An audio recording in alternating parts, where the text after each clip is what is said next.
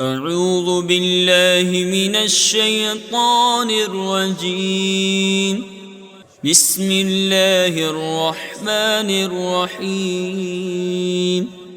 والمرسلات عرفا فالعاصفات عصفا والناشرات نشرا فالفارقات فرقا فالملقيات ذكرا عذرا أو نذرا إنما توعدون لواقع. فإذا النجوم طمست وإذا السماء فرجت وإذا الجبال نسفت وإذا الرسل أقتت لأي يوم أجلت ليوم الفصل وما أدراك ما يوم الفصل ويل يومئذ للمكذبين ألم نهلك الأولين ثم نتبعهم الآخرين كذلك نفعل بالمجرمين ويل يومئذ للمكذبين ألم نخلقكم من ماء مهين فجعلناه في قرار مكين إلى قدر معلوم فقدرنا فنعم القادرون ويل يومئذ للمكذبين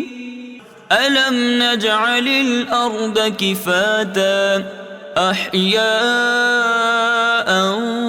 وأمواتا وجعلنا فيها رواسي شامخات وأسقيناكم ماء فراتا ويل يومئذ للمكذبين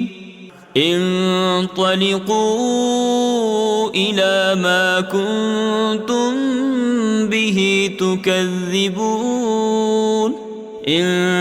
انطلقوا إلى ظل ذي 3 شعب لا ظليل ولا يغني من اللهب إنها ترمي بشرر كالقصر كأنه جمالة صفر ويل يومئذ للمكذبين هذا يوم لا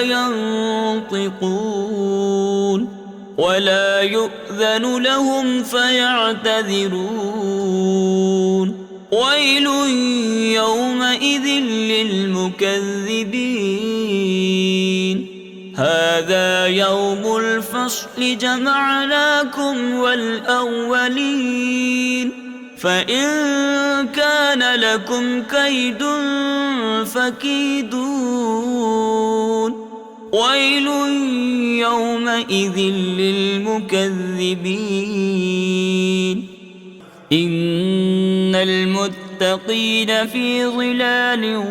وعيون وفواكه مما يشتهون كلوا واشربوا هنيئا بما كنتم تعملون